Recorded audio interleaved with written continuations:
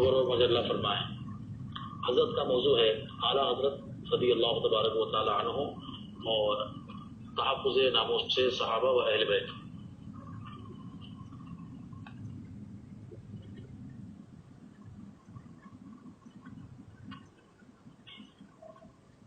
السلام علیکم ورحمۃ اللہ وبرکاتہ۔ وعلیکم السلام ورحمۃ اللہ تعالی وبرکاتہ۔ الحمد للہ رب العالمین والصلاة والسلام علی سید المرسلین وآلہ الطیبین الطاہرین وصحبہ المکرمین المعظمین واولیاء امتہ وعلماء ملتہ وعلینا معهم اجمعین، اما بعد فاعوذ باللہ من الشیطان الرجیم، بسم اللہ الرحمن الرحیم۔ رضی اللہ عنہم ورضوا عنہ، وقال تعالی وَكُلًّا وَعَدَ اللَّهُ الْحُسْنَى وَاللَّهُ بِمَا تَعْمَلُونَ خَبِيرٌ۔ آمنت باللہ، صدق اللہ مولانا العظیم، وبلغنا رسولہ النبی الامین الکریم الرؤوف الرحیم، ونحن علی ذلک لمن الشاہدین والشاکرین والحمد للہ رب العالمین۔ ہر درد کی دوا ہے صلی علی محمد، تعویذ ہر بلا ہے صلی علی محمد۔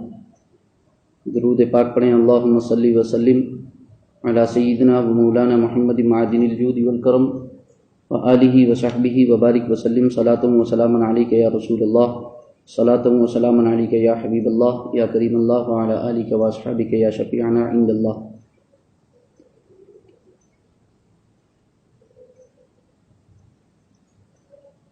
تمہارا ذکر میرا دین و ایمان یا رسول اللہ، تمہارا مصحف رخ میرا قرآن یا رسول اللہ۔ منافق کے کلیجے پر ہزاروں تیر چلتے ہیں، کہیں کہتا ہے جب سنی مسلمہ یا رسول اللہ، اور تمہارے دشمنوں کا سر کچلنے کو رہیں باقی غلامان شہ احمد رضا خان یا رسول اللہ۔ آج کا ہمارا یہ پروگرام تحریک نظام مصطفیٰ کی جانب سے عرس رضوی کے موقع پر منعقد ہونے والا تیسرا پروگرام ہے، جس میں احباب کی دعوت پر پہلی بار حاضر خدمت ہوا ہوں۔ میں تمام داعیان اور اس پروگرام کو منعقد کرنے والے تمام احباب کا ممنون و مشکور ہوں کہ انہوں نے مجھے اس خدمت کا موقع دیا۔ اللہ رب العزت اس محفل کو قبول فرمائے۔ مجھے امام احمد رضا خان فاضل بریلوی اور تحفظ ناموس صحابہ و اہل بیت کا عنوان دیا گیا ہے۔ میں کوشش کروں گا کہ اس مختصر وقت میں آپ سے زیادہ ہم کلام ہو سکوں۔ میری گفتگو کو نہایت سنجیدگی و متانت سے سماعت فرمائیں۔ میرے موضوع کا تعلق چونکہ عقائد سے ہے، اس لیے پہلے اس پر کچھ روشنی ڈال دینا مناسب ہوگا۔ دراصل ایک مسلمان کے لیے عقائد کا سیکھنا اور درست کرنا انتہائی اہم امر ہے، اس لیے کہ اعتقاد عمل پر مقدم ہے اور عبادت کی مقبولیت عقیدے کی صحت پر موقوف ہے۔ لہذا اولین و اہم ترین فریضہ عقائد کا سیکھنا ہے۔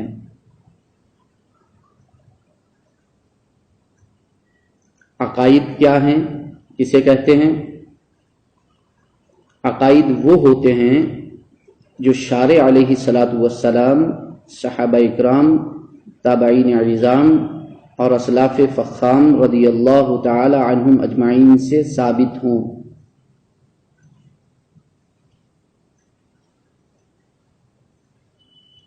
عقائد کا سیکھنا اور درست کرنا انتہائی اہم امر ہے۔ اس سلسلے میں امام اہل سنت مجدد دین ملت الشاہ امام احمد رضا خان فاضل بریلوی علیہ رحمت و رضوان نے بہت ہی عمدہ کلام فرمایا ہے، جس کا خلاصہ میں پیش کر رہا ہوں۔ بہت غور سے سنیے گا. فرماتے ہیں سب میں اولین و اہم ترین فرض یہ ہے کہ بنیادی عقائد کا علم حاصل کرے، جس سے آدمی سنی المذہب یعنی صحیح العقیدہ سنی بنتا ہے، اور جن کے انکار اور مخالفت سے کافر یا بدعتی و گمراہ و بددین ہو جاتا ہے، والعیاذ باللہ تعالی، اللہ اپنی پناہ میں رکھے.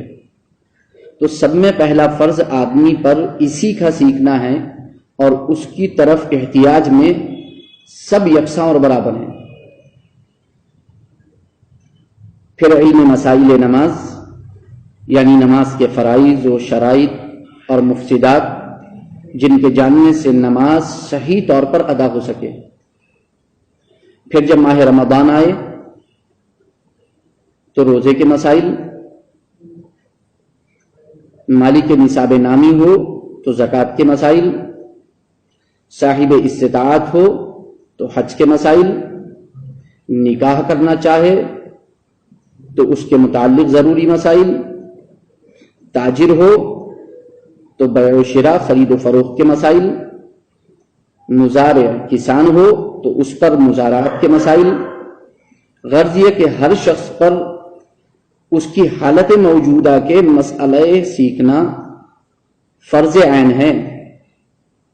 امام اہل سنت فرماتے ہیں اور انہی میں سے مسائل حلال و حرام کہ ہر فرد بشر ان کا محتاج ہے، اور مسائل علم قلب یعنی فرائض قلبیہ مثلا تواضع، اخلاص، توکل وغیرہ اور ان کے حصول کے طریقے، اور محرمات باطنیہ، تکبر، ریا، عجب، حسد وغیرہ اور ان کے معالجات، کہ ان کا علم بھی ہر مسلمان پر اہم فرائض سے ہے. جس طرح بے نماز فاسق و مرتکب کبائر ہے، یوں ہی بعینی ہی ریا سے نماز پڑھنے والا انہی مصیبتوں میں گرفتار ہے. اللہ ہمیں عفو و عافیت و سلامتی عطا کرے. اور یہی وہ علوم ہیں، امام اہل سنت فرماتے ہیں یہی وہ علوم ہیں جو حدیث رسول صلی اللہ علیہ وسلم طلب العلم فریضۃ علی کل مسلم و مسلمہ میں مراد ہیں.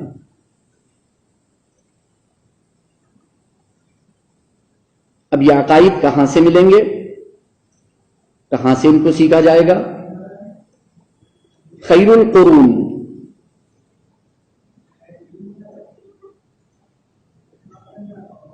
اللہ کے رسول سرور کونین صلی اللہ علیہ وسلم نے ارشاد فرمایا خیر القرون قرنی، سب سے بہترین زمانہ میرا زمانہ ہے، میرا قرن ہے. یہاں ایک نقطہ آپ ملاحظہ کریں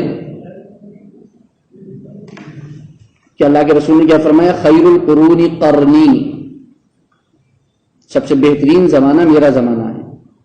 اس قرنی پر آپ تھوڑی سی توجہ دیں. قرنی میں 4 حرف ہیں، قاف، را، نون، یا. اب نفیس نقطے کی طرف توجہ آپ دیں.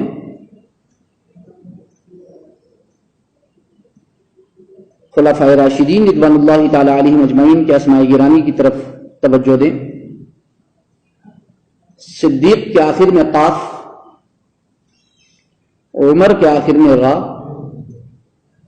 عثمان کے آخر میں نون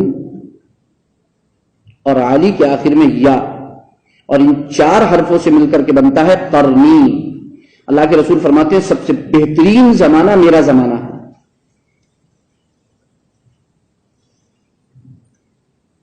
میرے 4 یار کا زمانہ ہے. تو خیر القرون میں عقائد کا علم ایک سے دوسرے تک زبانی منتقل ہوتا رہا. پھر ان عقائد کی تدوین ہوئی اور سادہ انداز میں کتابوں کے اندر درج کیے گئے، جن کو متون کہا جاتا ہے. جب بد مذہبی پھیلی اور گمراہوں نے مغالطہ آمیز عقلی و نقلی دلائل پیش کر کے عوام کو ان عقائد کے بارے میں متزلزل و مشکوک کرنا شروع کیا، تو علماء اہل سنت و جماعت کو ضرورت پڑی کہ وہ عقائد پر دلائل پیش فرمائیں، گمراہوں کے مغالطوں کا جواب دیں، اس لیے انہوں نے دلائل و جواب پر مشتمل کتابیں تصنیف کی۔ چنانچہ اسلام کا بنیادی عقیدہ عقیدہ توحید ہے۔ علماء اہل سنت والجماعت نے اس بنیادی عقیدے پر تفصیلی بحثیں فرمائیں اور نبوت و رسالت سے متعلق عقائد پر بھی سیر حاصل کلام فرمایا۔ نیز آپ صلی اللہ علیہ وسلم کی آل و اصحاب کے بارے میں بھی احباب کے اعتقاد کو بیان فرمایا، اور یہی ہمارا آج کا ٹاپک ہے۔ امام احمد رضا خان فاضل بریلوی علیہ رحمت و رضوان 13 سال 10 ماہ کی عمر میں عالم و فاضل و مفتی ہو گئے۔ طالب علمی کے زمانے میں صفات باری تعالی یعنی علم توحید کے تعلق سے آپ نے عربی زبان میں ایک کتاب القول النجیح نام سے لکھی۔ پھر اس پر آپ نے ایک حاشیہ السعی المشکور کے نام سے 1290 ہجری میں لکھا، جب آپ کی عمر مبارک 18 سال تھی۔ پھر 1298 ہجری میں اعتقاد پر ایک بہت ہی مختصر مگر نہایت جامع و معنی اور نافع رسالہ قوم کے حوالے کیا، جس کا نام اعتقاد الاحباب فی الجمیل والمصطفى والآل والاصحاب رکھا، یعنی احباب کا اعتقاد، جمیل یعنی اللہ تعالی اور مصطفیٰ جان رحمت صلی اللہ علیہ وسلم آپ کی آل اور اصحاب کے بارے میں۔ چونکہ کچھ شر پسند عناصر نے گمراہ کن عقائد شریعت اسلامیہ کی طرف منسوخ کر دیے اور اپنے باطل اعتقادیات و نظریات کی بنیاد فاسد استدلالوں پر رکھی، اور طرح طرح کے فرقے نمودار ہو کر شریعت غرہ کے روشن مینار کو سر نگو کرنے میں ہمتن مصروف ہو گئے۔ چنانچہ تاریخ میں بظاہر اسلام کے متعدد فرقوں کا ذکر ملتا ہے جو خود گمراہ و مرتد ہیں اور بھولے بھالے مسلمانوں کو راہ حق سے جدا کرنے میں مصروف ہیں۔ تو باطل فرقوں کی سرکوبی کے لیے علماء اہل سنت نے حق کی تحقیق و تدقیق کو اجاگر کیا تاکہ اہل ایمان ان کے دام فریب میں نہ پھنسیں اور جو اس دلدل میں پھنس چکے ہیں نجات پائیں۔ گمراہ فرقوں کے رد و ابطال اور بعض نئے اٹھنے والے فتنوں کی سرکوبی کے لیے 1270 ہجری میں سیف اللہ المسلول حضرت علامہ معین الحق فضل رسول سنی حنفی قادری بدایونی علیہ الرحمہ نے ایک اہم کتاب علم عقائد میں تصنیف فرمائی، جس کا نام المعتقد المنتقد رکھا۔ پھر اسی کتاب پر 1320 ہجری میں حضرت علامہ وسیع احمد محدث سورتی علیہ الرحمہ کی گزارش پر امام احمد رضا خان فاضل بریلوی علیہ الرحمہ نے ایک گراں قدر حاشیہ تحریر فرمایا اور اسے المستند المعتمد بناء نجات الابد سے موسوم کیا۔ فاضل بریلوی کا یہ حاشیہ اہم مباحث پر تفصیلی و تحقیقی ہے۔ کتاب و حاشیہ دونوں چونکہ عربی میں ہیں اور سخت ہیں اور ان کا کوئی عام فہم اردو حاشیہ یا شرح بھی نہیں تھی، لہذا اس سے استفادہ صرف باصلاحیت علماء ہی کر سکتے تھے، لیکن ضرورت تھی کہ ان دونوں کو عام فہم اردو میں ترجمہ کیا جائے تاکہ علماء کے علاوہ باشعور اردو خواں طبقہ بھی اس سے مستفید ہو سکے۔ چونکہ فی زمانینا عقائد کی تبلیغ لازم و ضروری ہے کہ ہر شخص عقائد اسلام سے واقف ہو سکے اور ایمان کے لٹیروں نئے فرقوں سے اپنے ایمان کو بچا سکے۔ الحمدللہ کہ جانشین مفتی اعظم قاضی القضات فی الہند حضور تاج الشریعہ حضرت علامہ الحاج الشاہ مفتی محمد اختر رضا خان قادری ازہری علیہ رحمت و رضوان نے گوناگون مصروفیات اور علالت طبع کے باوجود اپنے قلم سیال سے اس کا اردو ترجمہ فرما کر تشنگی کو بجھایا اور یوں اس کے فائدے کو عام و تام فرما دیا۔ غرض یہ کہ علم عقائد پر یہ وہ گراں قدر سرمایہ ہے کہ بندہ مومن پڑھ لے تو ایمان کو جلا و تازگی مل جائے، اور بدعتی و گمراہ فرقے اگر دل لگا کر چشم انصاف و بصیرت سے پڑھ لیں تو انشاءاللہ ہدایت نصیب ہو جائے۔ وہ باطل فرقے جن کی سرکوبی سیف اللہ المسلول اور امام احمد رضا خان فاضل بریلوی علیہ الرحمہ نے کر دی تھی، آج وہ فتنے پھر سے سر اٹھا رہے ہیں اور سادہ لوح عوام کو اپنے دامے مکر و فریب میں پھانسنے کے لیے پورا زور صرف کر رہے ہیں۔ کچھ گمراہ حکومتیں بھی ان کی پشت پناہی کر رہی ہیں اور کچھ باتوں میں جماعت کے ناعاقبت اندیش ان کی بے جا حمایت پر آمادہ نظر آ رہے ہیں۔ لہذا وقت کا تقاضا ہے، میں آپ اور احباب اہل سنت سے، تمام حاضرین اور سامعین سے یہ گزارش کرنا چاہوں گا کہ اس میں جو اہل خیر حضرات ہیں ان سے بھی گزارش کرنا چاہوں گا کہ ان کتابوں کی نہ صرف خوب اشاعت کی جائے، بلکہ میں مدارس کے ذمہ داران سے یہ کہوں گا کہ باقاعدہ انہیں داخل درس کیا جائے اور طلبہ کو سبقاً پڑھایا جائے۔ اور سامعین سے گزارش کروں گا، ذمہ داروں سے گزارش کروں گا کہ وہ عوام کے لیے ہفتہ واری مجلس سجا کر یا کم از کم جمعے کے منبر و محراب سے وقتاً فوقتاً ان عقائد کو ان تک پہنچایا جائے۔ آج کا ہمارا موضوع امام احمد رضا خان فاضل بریلوی اور تحفظ ناموس صحابہ و اہل بیت ہے، جس کا نام خود امام احمد رضا خان فاضل بریلوی علیہ الرحمہ نے اعتقاد الاحباب فی الآل والاصحاب رکھا ہے، اور اس سلسلے میں بہت کھل کر اور خوب جم کر اہل سنت کے موقف کا اظہار فرمایا ہے۔ آئیے تحفظ ناموس صحابہ و اہل بیت کے سلسلے میں امام احمد رضا خان فاضل بریلوی علیہ الرحمہ کے موقف کو ذرا قریب سے جاننے کی کوشش کرتے ہیں۔ امام احمد رضا خان فاضل بریلوی علیہ الرحمہ نے جہاں تحفظ ناموس صحابہ و اہل بیت کے لیے قلمی جہاد فرمایا ہے، وہیں آپ نے اپنے رسائل اعتقاد الاحباب، رد الرفضہ، اعالی الافادہ، الادلۃ الطاعنہ، غایۃ التحقیق، مطلع القمرین اور الزلال الانقا وغیرہ میں کھلے اور چھپے باغیان صحابہ کی خوب خبر لی ہے اور اپنا مسلک دلائل و براہین سے ثابت کیا ہے۔ امام احمد رضا خان فاضل بریلوی علیہ الرحمہ کی ایک خصوصیت یہ بھی ہے کہ آپ عقیدے کی وضاحت نہایت عقیدت سے کرتے ہیں۔ عقیدے کی وضاحت کے وقت عقیدت کا دامن ان کے ہاتھ سے کبھی نہیں چھوٹتا۔ آپ ذرا غور کریں کہ امام احمد رضا خان فاضل بریلوی علیہ الرحمہ نے صحابہ اکرام رضوان اللہ تعالی علیہم اجمعین کا مقام و مرتبہ بیان کرنے کے ساتھ ساتھ شان اہل بیت اطہار کس خوبصورت انداز میں بیان فرمائی ہے۔ آپ اپنے رسالے اعتقاد الاحباب میں ایک جگہ ارشاد فرماتے ہیں، مقرب ترین فرشتوں، مرسلین ملائکہ یعنی جبرائیل و میکائیل و اسرافیل و اسرائیل علیہ السلام اور عرش معلی کو اٹھانے والے فرشتوں کے بعد اصحاب سید المرسلین صلی اللہ علیہ وسلم ہیں رضی اللہ تعالی عنہم اجمعین، یعنی ان کے بعد صحابہ کرام کا مقام و مرتبہ آتا ہے۔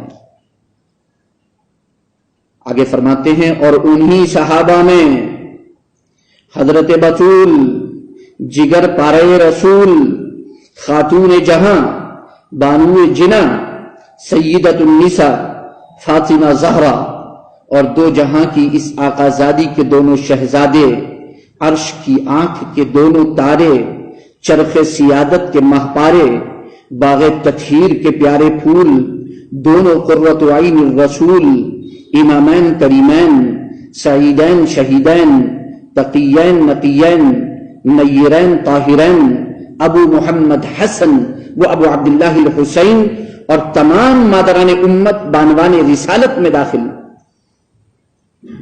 صلوات اللہ وسلامہ علیہ وآلہ اجمعین۔ اور صحابی ہر وہ مسلمان ہے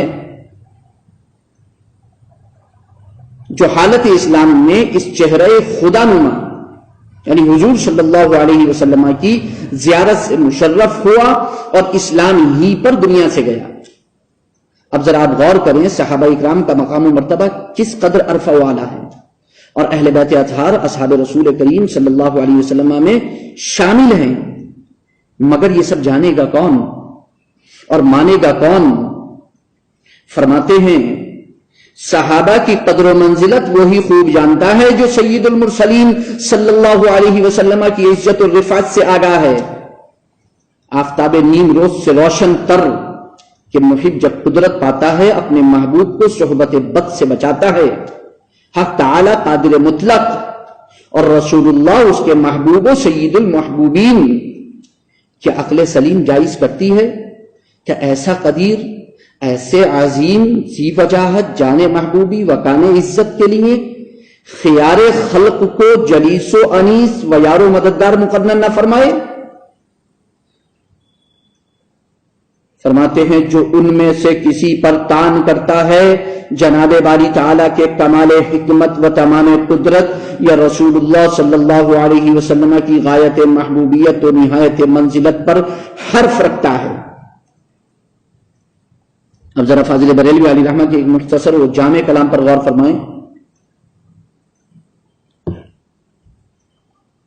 نمبر 1، فاضل بریلوی علیہ رحمہ کی نظر میں صحابہ اکرام کی قدر و منزلت وہی جانتا ہے جو حضور صلی اللہ علیہ وسلم کی عزت و رفعت سے باخبر ہے، اور جو حضور سے بے خبر ہے وہ صحابہ سے بھی بے خبر ہے.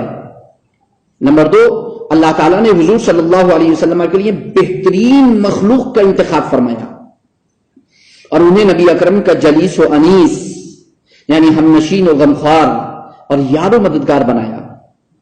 نمبر 3، جو صحابہ اکرام میں سے کسی پر تان نکتہ چینی کرتا ہے وہ اللہ رب العزت کی کامل و اکمل حکمت و قدرت پر کمی و کوتاہی کا الزام لگاتا ہے یا پھر رسول اللہ صلی اللہ علیہ وسلم کی عظمت پر اعتراض کرتا ہے.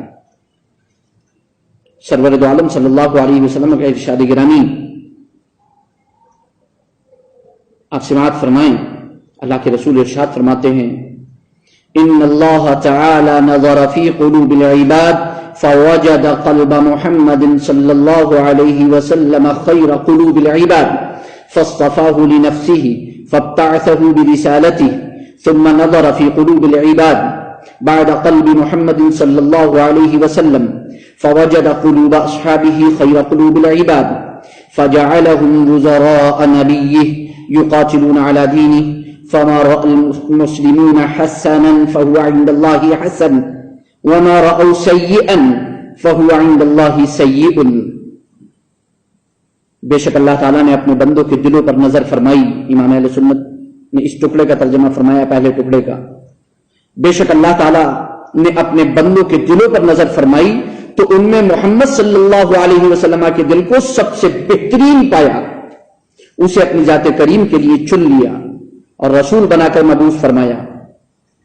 پھر قلب محمد صلی اللہ علیہ وسلم کے بعد بندوں کے دلوں میں نظر فرمائی تو آپ کے اصحاب کے دلوں کو سب سے بہترین پایا تو انہیں نبی اکرم صلی اللہ علیہ وسلم کا وزیر بنا دیا. وہ دین کا دفاع کرتے ہیں، بس جسے مومن مسلمان اچھا جانے وہ اللہ کے نزدیک بھی اچھا ہے اور جسے وہ ناپسند جانے وہ اللہ کو بھی ناپسند ہے. نیز ارشاد رسول اکرم صلی اللہ علیہ وسلم ہے. ایک اور حدیث پاک میں اللہ کے رسول صلی اللہ علیہ وسلم ارشاد فرماتے ہیں، یہ تو امام اہل سنت نے جو ایک جملہ فرمایا تھا خیار خلق، سب سے بہترین مخلوق کا انتخاب فرمایا جلیس و انیس بنانے کے لیے رسول اللہ صلی اللہ علیہ وسلم کا. ابھی ایک دوسری حدیث پاک میں ذکر کر رہا ہوں کہ جس میں امام اہل سنت نے ان لوگوں کو باور کرایا ہے کہ جو صحابہ اکرام کی شان میں تان کرتے ہیں، نکتہ چینی کرتے ہیں. اللہ کے رسول ارشاد فرماتے ہیں اللہ اللہ فی اصحابی لا تتخذوهم غرضا من بعدی فمن احبهم فبحبی احبهم ومن ابغضهم فببغضی ابغضهم ومن آذاهم فقد آذانی ومن آذانی فقد آذى الله ومن آذى الله فيوشك ان يأخذه. جامع ترمذی کتاب المناقب باب فی من سب اصحاب النبی کی حدیث پاک ہے. ترجمہ ملاحظہ فرمائیں. امام اہل سنت کیا ترجمہ فرماتے ہیں؟ خدا سے ڈرو، خدا سے ڈرو، میرے اصحاب کے حق میں انہیں نشانہ نہ بنا لینا. میرے بعد جو انہیں دوست رکھتا ہے میری محبت سے انہیں دوست رکھتا ہے، اور جو ان کا دشمن ہے میری عداوت سے ان کا دشمن ہے. جس نے انہیں ایذا دی اس نے مجھے ایذا دی، اور جس نے مجھے ایذا دی اس نے اللہ کو ایذا دی، اور جس نے اللہ کو ایذا دی تو قریب ہے کہ اللہ اس کو گرفتار کر لے، یعنی زندان عذاب و بلا میں ڈال دے. امام اہل سنت فاضل بریلوی علیہ رحمت فرماتے ہیں ان کے مولا کے ان پر کروڑوں درود، ان کے اصحاب و عطرت پہ لاکھوں سلام. اس کے بعد باغیان صحابہ اکرام، خارجی، ناصبی، شیعہ اور رافضی کے رد میں ذرا امام اہل سنت فاضل بریلوی کے فاروقی تیور ملاحظہ کریں۔ فرماتے ہیں اے خارجیوں، اے ناصبیوں، کیا رسول اللہ نے اس ارشاد عام یعنی حدیث مذکور اور جناب باری تعالی نے آیت کریمہ رضی اللہ عنہم ورضوا عنہ سے جناب ذوالنورین حضرت عثمان و حضرت اسد اللہ الغالب، حضرت علی مرتضی و حضرت سبتین کریمین حضرت حسن و حسین، یا اے شیعوں اے رافضیوں، ان احکام شاملہ سے خدا و رسول نے حضرت صدیق اعظم جناب فاروق اکبر و حضرت ذوالنورین و جناب ام المؤمنین محبوبہ سید العالمین عائشہ صدیقہ بنت صدیق و حضرات طلحہ و زبیر و معاویہ وغیرہم کو خارج فرما دیا، اور تمہارے کان میں اللہ کے رسول نے چپ چاپ کہہ دیا کہ اصحابی سے ہماری مراد اور آیت کریمہ رضی اللہ عنہم میں ضمیر ہم کے مصداق ان لوگوں کے سوا اور دوسرے صحابہ ہیں جو تم ان کے اے خوارج اور اے روافض دشمن ہو گئے اور عیاذاً باللہ انہیں لان تان سے یاد کرنے لگے، اور بدقسمتی سے یہ بھی نہ جانا کہ یہ دشمنی در حقیقت رسول اللہ سے دشمنی ہے اور ان کی ایذا حق تبارک و تعالی کی ایذا ہے۔ امام اہل سنت نے انہیں یعنی باغیان صحابہ کو 4 ناموں سے یاد فرمایا: خارجی، ناصبی، شیعہ، رافضی۔ آئیے ذرا ان ناموں کی کچھ تفصیل بھی جان لیتے ہیں۔ خارجی وہ جو امام برحق کے خلاف بغاوت کرے، بعد میں یہ ان لوگوں کا لقب بن گیا جنہوں نے امیر المؤمنین حضرت علی کرم اللہ تعالی وجہ الکریم سے بغاوت کر کے آپ کی شان میں گستاخیاں کی، ان کے 7 فرقے ہوئے۔ ناصبی وہ لوگ جو امیر المؤمنین حضرت علی کرم اللہ تعالی وجہ الکریم اور آپ کی اولاد سے بغض و عداوت رکھتے ہیں۔ شیعہ وہ لوگ جو امیر المؤمنین حضرت علی کرم اللہ تعالی وجہ الکریم کے ہمراہ ہوئے اور کہا کہ علی ہی نص جلی یا خفی کے ذریعے رسول اللہ کے بعد امام ہیں، اور اعتقاد کیا کہ امامت علی اور ان کی اولاد سے خارج نہیں ہوگی۔ امامت اگر ان سے خارج ہوگی تو اس کے بعد 2 ہی سبب ہوں گے، یا تو کوئی دوسرا شخص ظلماً امام بن جائے یا حضرت علی یا ان کی اولاد کسی دوسرے امام کا اتباع کر لے۔ شیعہ کے 22 فرقے ہوئے اور ان میں سے ہر ایک دوسرے کی تکفیر کرتا ہے۔ ان میں بنیادی فرقے 3 ہیں: غلاة، زیدیہ اور امامیہ۔ رافضی وہ جو صحابہ اکرام رضوان اللہ تعالی علیہم اجمعین کی مذمت اور کردار کشی کو جائز سمجھتے ہیں۔ حافظ ذہبی سیر اعلام النبلاء میں لکھتے ہیں: من ابغض الشیخین واعتقد صحت امامتہما فهو رافضی مقیت ومن سبہما واعتقد انہما لیسا بامامی ہدی فهو من غلاة الرافضہ۔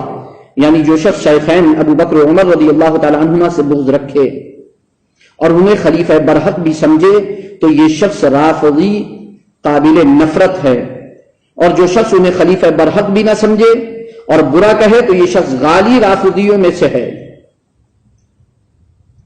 خاتمۃ الحفاظ علامہ امام حافظ ابن حجر اسقلانی شارح صحیح بخاری ہدی الساری مقدمہ فتح الباری میں ارشاد فرماتے ہیں: فمن قدمه على ابی بکر وعمر فهو غال في تشيعه ويطلق عليه رافضی۔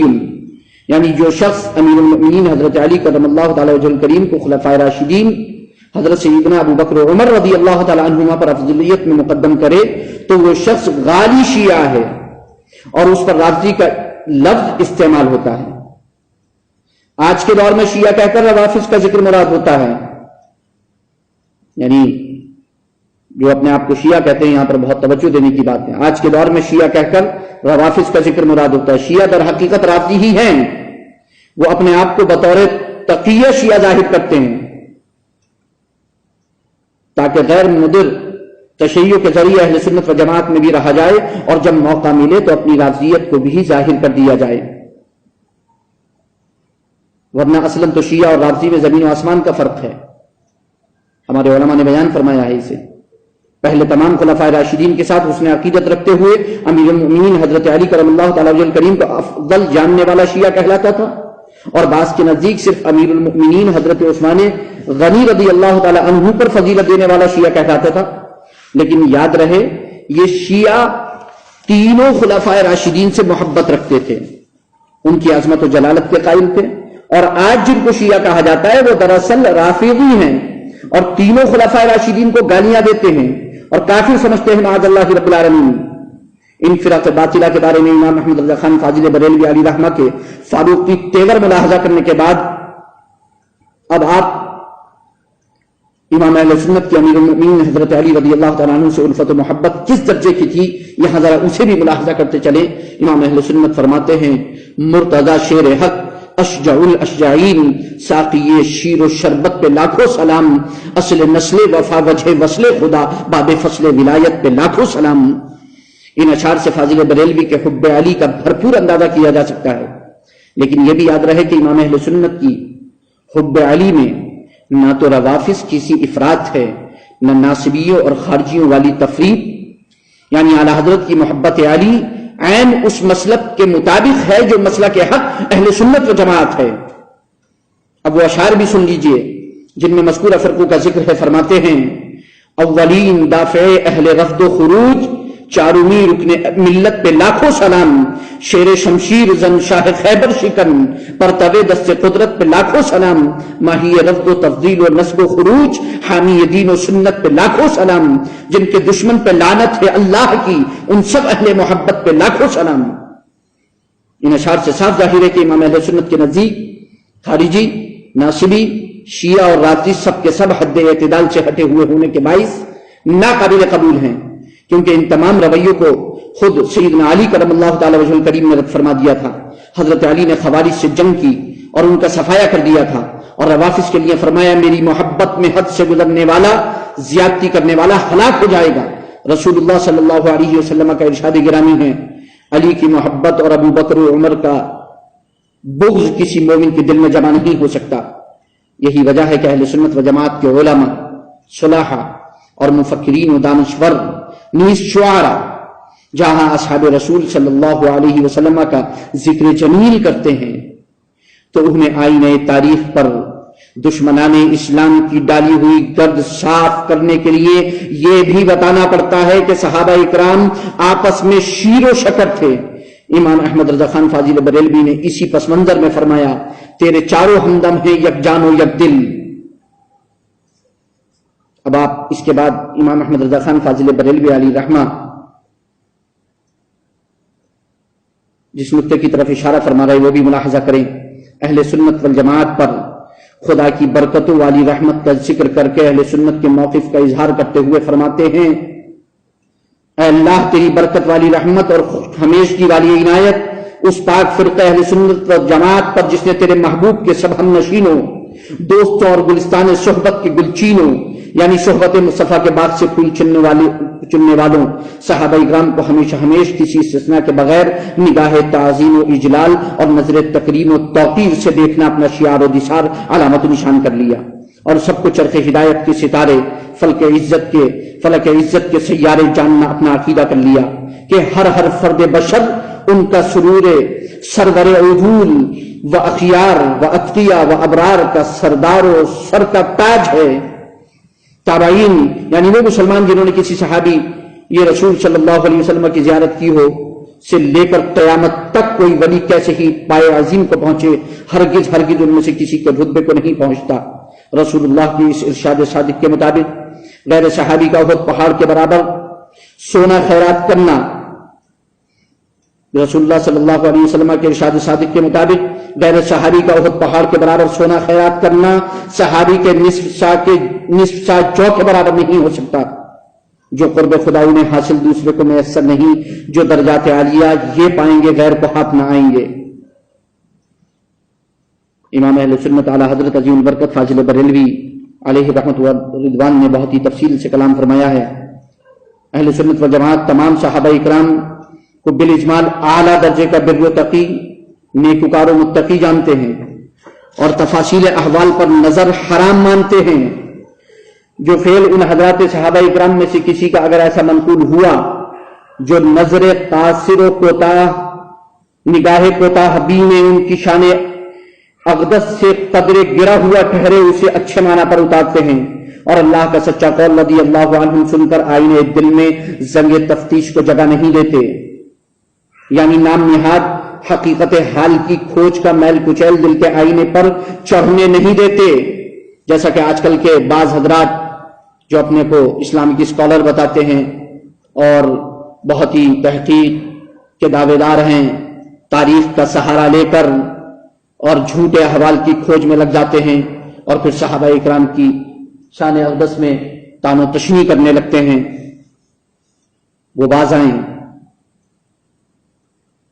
رسول اللہ صلی اللہ علیہ وسلم ارشاد فرماتے ہیں اذا ذکر اصحابی فامسکوا، جب میرے اصحاب کا ذکر آئے تو باز رہو، یعنی شوء عقیدت اور بدگمانی کو قریب نہ پھٹکنے دو، تحقیق حال و تفتیش معال میں نہ پڑو، واقعات کی چھانبین اور ان کے نتائج کی توہ میں نہ لگو۔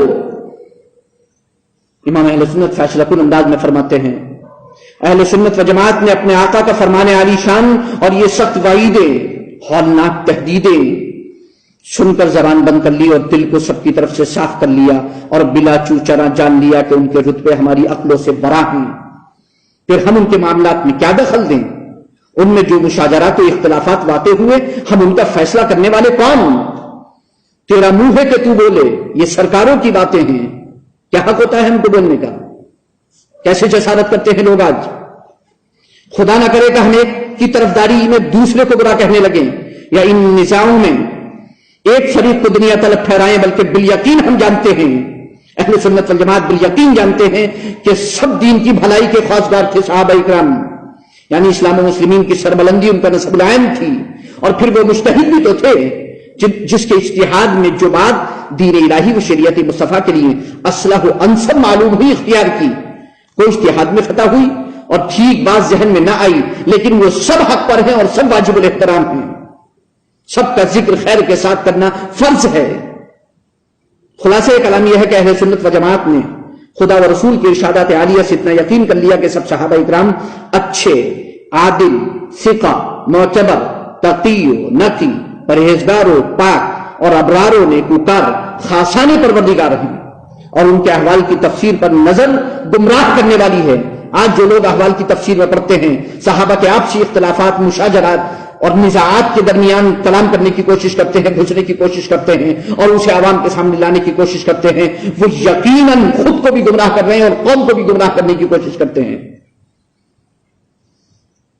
نظیر اس کی عصمت انبیاء اکرام علیہ الصلوۃ والسلام ہے کہ اہل حق، اہل اسلام، اہل سنت و جماعت شاہراہ عقیدت پر چل کر منزل مقصود کو پہنچے، اور ارباب غوایت و اہل باطل تفسیروں میں ناحق غور و خوض کر کے دلالت و گمراہی و بددینی کے گہرے گڑھے میں جا گرے۔ غزیہ کے علماء اہل سنت والجماعت نے اور امام محمد رضا خان فاضل بریلوی علی رحمہ نے بہت ہی تفصیلی کلام فرمایا اور ہمارے عقیدے کی بہت ہی شاندار اصلاح فرمائی ہے۔ میں بس چونکہ وقت زیادہ ہو رہا ہے اور دراصل میں چونکہ ابتدا بھی میں نے تاخیر سے کی ہے، اس لیے تھوڑا سا وقت میرا بڑھ گیا ہے، بس میں یہاں اختتام کرنا چاہوں گا، چند باتیں بتا کر کے گزرنا چاہوں گا۔ یہاں اہل سنت والجماعت کے حوالے سے ایسی خاص بات کی طرف اشارہ کرنا چاہوں گا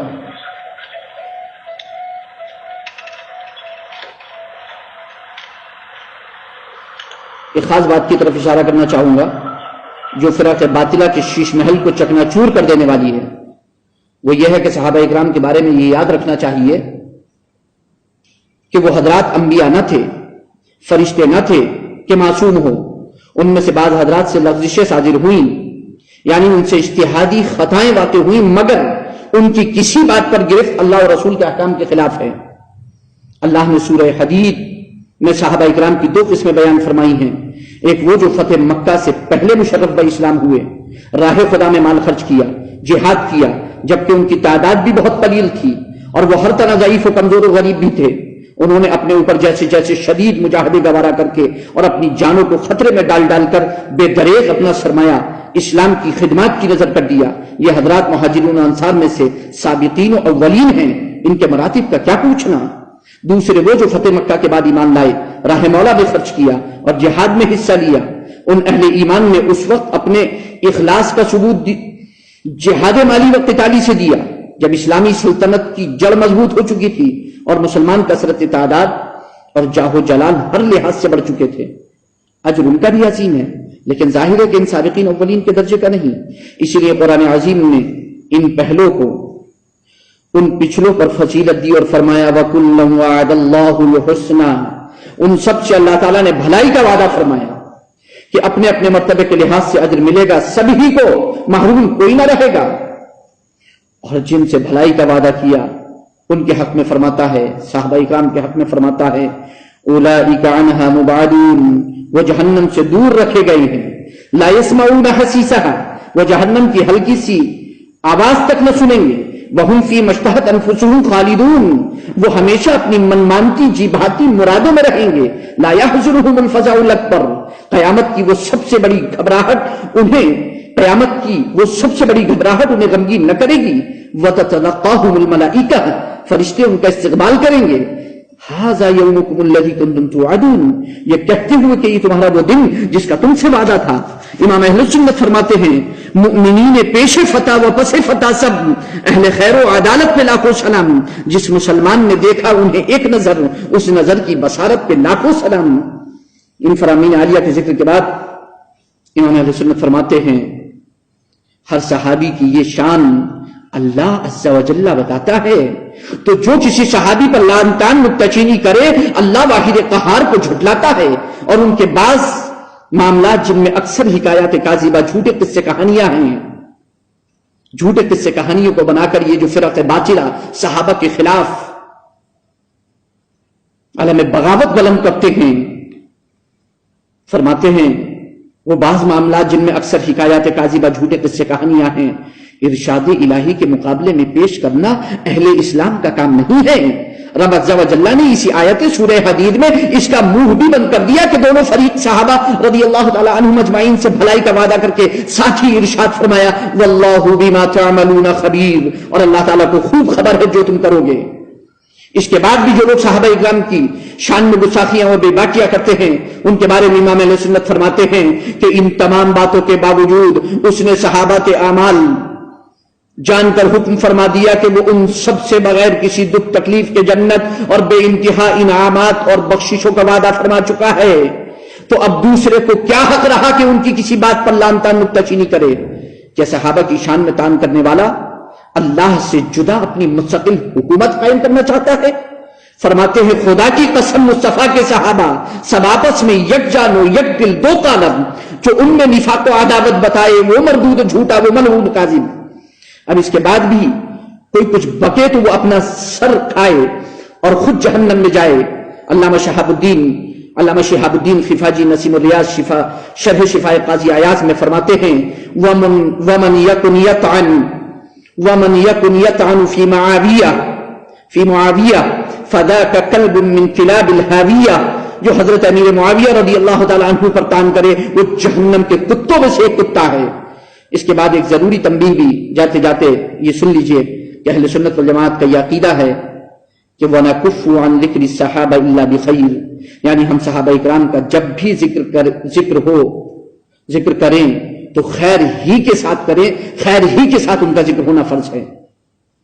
صحابہ اکرام اور اہل بیت اطہار کی عظمت پر امام اہل سنت کا انداز استدلال بہت ہی نرالا ہے. ایک مقام پر ارشاد فرماتے ہیں جب عام صالحین کی صلاح ہونے کی ان کی نسل و اولاد کو دین و دنیا و آخرت میں نفع دیتی ہے تو صدیق و فاروق، عثمان و علی، جعفر و عباس اور انصار صحابہ اکرام رضوان اللہ تعالی علیہم اجمعین کی صلاح عظیم کا کیا کہنا؟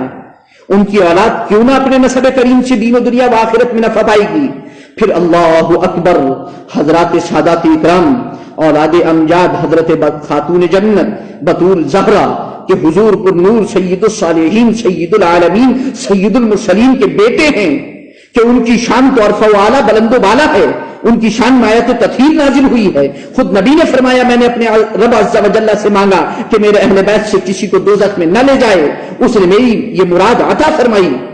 حضرت سیدنا عبداللہ ابن عباس رضی اللہ تعالی عنہما سورہ والضحیٰ کی آیت کریمہ وَلَسَوْفَ يُعْطِيكَ رَبُّكَ فَتَرْضَىٰ کی تفسیر میں فرماتے ہیں من رضا محمد صلی اللہ علیہ وسلم اللہ يدخل احد من اہل بیتہ النار، یعنی اللہ عز و جل سے وعدہ اللہ عز و جل حضور صلی اللہ علیہ وسلم سے وعدہ فرماتا ہے کہ بے شک ان قریب تمہیں تمہارا رب اتنا دے گا کہ محبوب تم راضی ہو جاؤ گے. اور حضور صلی اللہ علیہ وسلم کی رضا یہ ہے کہ حضور کے اہل بیت سے کوئی شخص نار دوزخ میں نہ جائے. امام اہل سنت ایک جگہ نار پر گفتگو کرتے ہوئے ارشاد فرماتے ہیں نار دو قسمیں نار تطہیر اور نار خلود. نار تطہیر مومن عاصیوں کے لیے ہیں اور نار خلود کافروں کے لیے. حدیث میں النار سے یہی ظاہر کہ اہل بیت نار تطہیر میں بھی داخل نہ ہوں گے. امام اہل سنت صاف فرماتے ہیں اہل سنت کا ہے بیڑا پار اصحاب حضور نجم نہ ہو اطرس رسول اللہ کی. میں اپنے اس گفتگو کا اختتام امام اہل سنت اعلی حضرت عظیم البرکت فاضل بریلوی علی رحمت جگری دوست علامہ سید ہدایت رسول رامپوری علیہ رحمت و رضوان کے کلام سے کرنا چاہوں گا. بڑا پیارا کلام ہے. وہ فرماتے ہیں مجھے بھی دکھا وہ ادا تاج والے کہ جس پر ہے پیارا خدا تاج والے. نہ تجھ میں خدا ہے نہ تو ہے خدا میں نہ تو ہے خدا سے جدا تاج والے. تجھے کون سمجھے تجھے کون بوجھے تو بے شک ہے سر خدا تاج والے. زمانے کی کشتی کا حکم خدا سے تو ہے ناخدا باخدا تاج والے. درودوں کے قابل سلاموں کے لائق تیری شان صلی اعلیٰ تاج والے. اور آگے فرماتے ہیں تیرے دشمنوں کے کلیجے میں دل میں لگاتا ہے تیرے رساں تاج والے. کون؟ تیرا پاک نائب تیرا سچا وارث تیرا بندہ احمد رضا تاج والے. اور آگے فرماتے ہیں صحابہ کے دشمن رہیں خار ہر جا محبوں پہ فضل خدا تاج والے. نہ لیتا فروز سے مدد کوئی سنی صلح کل کے فتنے مٹا تاج والے. اور آخر میں فرماتے ہیں تیرے واسطے میں ہدایت کی تیرے یہی ہے خدا سے دعا تاج والے. زمانے میں جب تک زمانہ ہے باقی رہے نام احمد رضا تاج والے. اور ہم اسی کو بدل کر یوں کہتے ہیں کہ زمانے میں جب تک زمانہ ہے باقی رہے نام اختر رضا تاج والے. اللہ رب العزت میری اس گفتگو کو قبول فرمائے آپ کی سماعت کو قبول فرمائے. کوئی لفظش ہوئی ہو اللہ تعالیٰ معاف فرمائے. آمین ثم آمین. استغفر اللہ ربی من کل ذنب واتوب الیہ وآخر دعوانا الحمدللہ رب العالمین. میں تمام احباب کا شکریہ ادا کرتا ہوں. آپ سے رخصت چاہتا ہوں. السلام علیکم ورحمۃ اللہ وبرکاتہ.